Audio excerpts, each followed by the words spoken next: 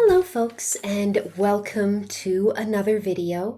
Today we have the second part, the exciting conclusion of The Monkey's Paw by W.W. Jacobs. So, a quick recap. If you forgot the previous part of the story, we have an older couple, and so I'm just keeping an eye on the cat. He has discovered that the little audio bars at the bottom of OBS, he really wants to get up here and fight with them. So he's looking like he might go for it. So if the whole area, if it looks like I'm shaking, it's because the cat jumped up and is trying to fight OBS essentially. So anyway, the monkey's paw. So we had an older couple living in an isolated area being given a monkey's paw that supposedly grants wishes with a twist. And they were given it was given to them by someone who actually warned them against it. So, at some point you do have to take some responsibility for your actions. So we're going to find out what happens to this couple and their son. So before I get into the story, just the usual disclaimers in that this is a late 19th/early 20th century story, as is just about everything I read on here, which means it will have things in it, or is likely to have things in it that, oh, please stop crying, likely to have things in it that modern people are likely to be offended at in terms of race, religion, orientation, gender, all those sorts of things. If that doesn't sound like it's for you, feel free to not consume the content. It's the same warning I give at the start of all of these. I could just give a blanket warning for every story to try and cover everything.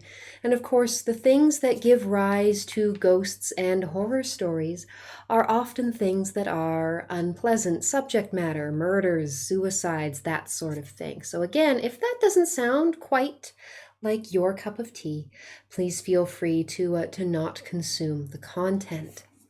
And hopefully Rigby behaves himself. He doesn't shake the camera around too much or yowl too much in the background. Because between him and the woman who lives upstairs can be quite tiresome. And with all that out of the way, please like, subscribe, share, and let's get started with Chapter 3 of The Monkey's Paw by W.W. Jacobs. In the huge new cemetery, some 2 miles distant, the old people buried their dead and came back to the house steeped in shadow and silence. It was all over so quickly that at first they could hardly realize it, and remained in a state of expectation, as though of something else to happen. Something else which was to lighten this load, too heavy for old hearts to bear. I think I will say it is very tragic when parents outlive their children. But the days passed, and expectation gave place to resignation. The hopeless resignation of the old, sometimes miscalled apathy. Sometimes they hardly exchanged a word, for now they had nothing to talk about, and their days were long to weariness. Tragic to lose a child, but that also speaks to marrying someone that you don't necessarily have something in common with outside of your marriage and children. Because when the children, in this case, it's maybe not entirely fair because he's dead, but when the children move out and get their own lives, and then their parents sort of have nothing in common anymore. I always think that's very sad. Don't lose your identity if you make the choice to have children. You are your own person. You're more than just the mother or father of such and such person. Maintain your identity. It's important. It was about a week after that the old man, waking suddenly in the night, stretched out his hand and found himself alone. The room was in darkness, and the sound of subdued weeping came from the windows. He raised himself in bed and listened. "Come back," he said tenderly. "You will be cold." "It is colder for my son," said the old woman, and wept afresh. The sound of her sobs died away on his ears. The bed was warm, and his eyes heavy with sleep. He dozed fitfully, and then slept until a sudden wild cry from his wife awoke him with a start. "The paw!" she cried wildly. "The monkey's paw!" He started up in alarm. "Where? Where is it? What's the matter?" She came stumbling across the room toward him. "I want it," she said quietly. "You've not destroyed it?" "It's in the parlor on the bracket," he replied, marveling. "Why?" She cried and laughed together, and, bending over, kissed his cheek. "I only just thought of it," she said hysterically. "Why didn't I think of it before? Why didn't you think of it?" "Think of what?" he questioned. "The other 2 wishes," she replied rapidly. "We've only had one." "Was not that enough?" he demanded fiercely. "No," she cried triumphantly. "We'll have one more. Go down and get it quickly and wish our boy alive again." The man sat up in bed and flung the bedclothes from his quaking limbs. "Good God, you are mad!" he cried aghast. "Get it," she panted. "Get it quickly and wish. Oh, my boy, my boy." Her husband struck a match and lit the candle. "Get back to bed," he said unsteadily. "You don't know what you are saying." "We had the first wish granted," said the old woman feverishly. "Why not the second?" "A coincidence," stammered the old man. "Go and get it and wish," cried his wife, quivering with excitement. The old man turned and regarded her, and his voice shook. "He has been dead 10 days, and besides, I would not tell you else, but I could only recognize him by his clothing. If he was too terrible for you to see then, how now?" Yeah, that's true. He probably would have looked pretty messed up after dying from an industrial accident. "Bring him back," cried the old woman, and dragged him towards the door. "Do you think I fear the child that I have nursed?" I mean, didn't work out so well in Pet Sematary. Or The Children of the Damned. Village of the Damned? Children of the Damned? The one about the creepy alien kids. Or we need to talk about Kevin. Really, there's lots of stories where, you probably should fear the child. The Omen. Maybe sometimes you should fear the child you've nursed. This could be one of those times. He went down in darkness and felt his way to the parlor and then to the mantelpiece. The talisman was in its place, and a horrible fear that the unspoken wish might bring him his mutilated son before his... might bring his mutilated son before him ere he could escape from the room and seized upon him. And he caught his breath as he found that he had lost the direction of the door. His brow cold with sweat, he felt his way round the table and groped along the wall until he found himself in the small passage with the unwholesome thing in his hand. Even his wife's face seemed changed as he entered the room. It was white and expectant, and to his fears seemed to have an unnatural look upon it. He was afraid of her. I mean, she is pretty desperate. Not that I blame her necessarily, but yeah, she seems desperate in a way that most of us can probably tell what it means in this sort of setting. Going back to Pet Sematary, to quote Stephen King, "Sometimes dead is better." If you haven't read that book, you should. It's a good book. "Wish," she cried in a strong voice. I mean, she could wish too,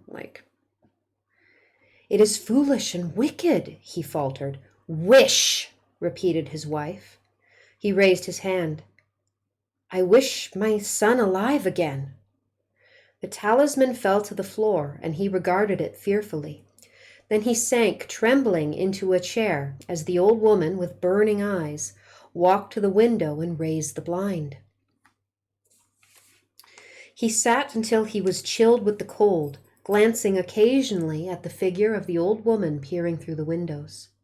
The candle end, which had burned below the rim of the china candlestick, was throwing pulsating shadows on the ceiling and walls, until with a flicker larger than the rest, it expired.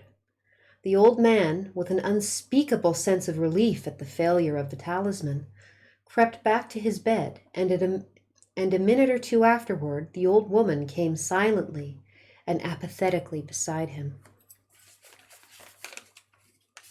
The love of a mother, just going off on a tangent here for a moment, the love of a mother is a very interesting thing in literature, but also in media in general. It's either this pure thing that saves lives and souls. If you're familiar with, the only thing I can think of right off the top of my head is the second installment of the Poltergeist franchise, when like the grandmother saves the spirit of the little girl, like the grandmother's ghost saves the spirit of the little girl. At least I think that's what happens. So you have on one hand this trope of the purity of a mother's love conquering all, but the other half of that trope is sort of the twisted unwholesomeness of a mother's love kind of gone wrong, and what women in media are often depicted as doing and the lengths that they go to protect their children or secure the futures that they want for their children. Just, it's an interesting thing to think about. The next time you're reading something, watching something with a dynamic with a mother in it, you know, maybe see which side of that dynamic it falls on. Neither spoke, but lay silently listening to the ticking of the clock. A stair creaked, and a squeaky mouse scurried noisily through the wall. The darkness was oppressive, and after lying for some time screwing up his courage, he took the box of matches and, striking one, went downstairs for a candle. At the foot of the stairs, the match went out, and he paused to strike another. And at that same moment, a knock, so quiet and stealthy as to be scarcely audible, sounded on the front door. The matches fell from his hand and spilled in the passage. He stood motionless, his breath suspended until the knock was repeated.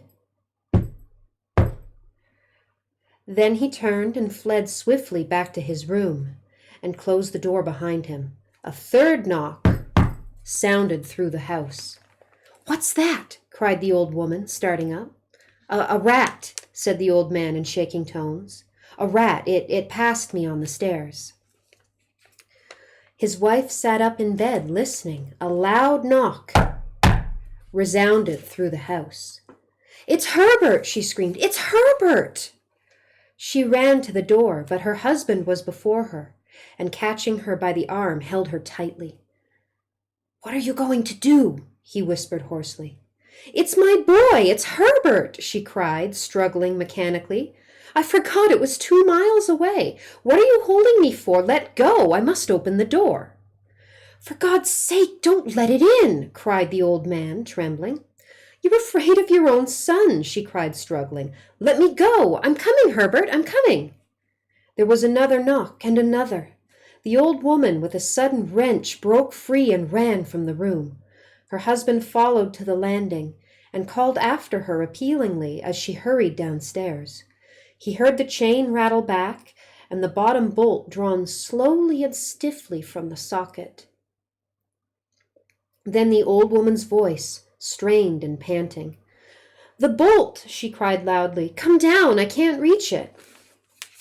I have that problem with stuff. Not when I'm trying to let a revived corpse into my house, just not being able to reach things in general. But her husband was on his hands and knees, groping wildly on the floor in search of the paw. If he could only find it before the thing outside got in. A perfect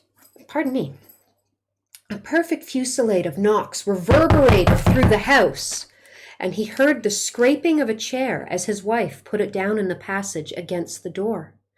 He heard the creaking of the bolt as it came slowly back, and at the same moment he found the monkey's paw and frantically breathed his third and last wish. The knocking ceased suddenly, although the echoes of it were still in the house. He heard the chair drawn back and the door opened. A cold wind rushed up the staircase, and a long, loud wail of disappointment and misery from his wife gave him courage to run down to her side, and to the gate, and then to the gate beyond. The street lamp flickering opposite shone on a quiet and deserted road. And that was The Monkey's Paw by W.W. Jacobs. I hope you have enjoyed that short story. As I said before, it is a classic. It's very, very famous. It's probably one of the most famous in this genre of sort of antique ghost spooky stories. What interests me most about these kind of stories is just the dynamics between the people and all that. Like, I keep coming back to the mother and her desperate wish to have her son alive again. And you think it's a couple things. Like, it's a manifestation maybe of the guilt, in that one could argue that they killed him by wishing for the 200 pounds, which came as a result of a rather gruesome factory death, even though Herbert said, oh yeah, wish for it, it's fine, it's not real.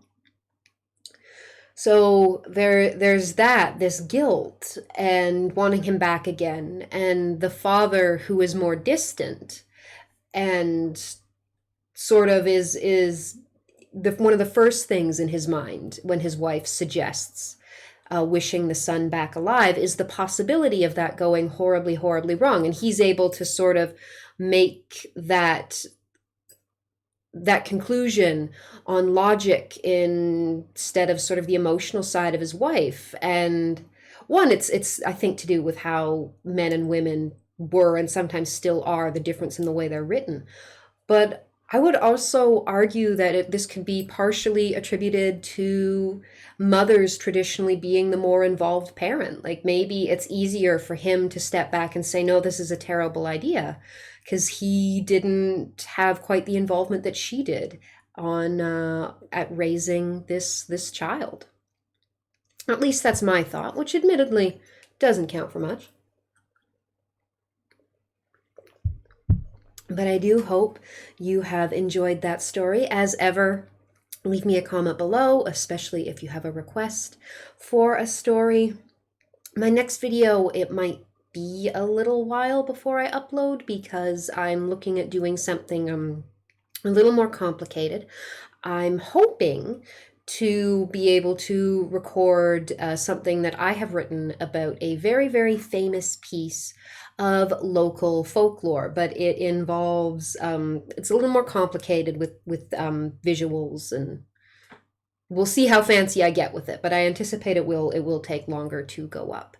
So until next time, if you've enjoyed, please like, subscribe, share, leave a suggestion or a comment below. Thank you for choosing to spend some time with me today. I hope you and your loved ones are all safe and well, and hopefully we are moving into better times ahead. So goodbye, everyone.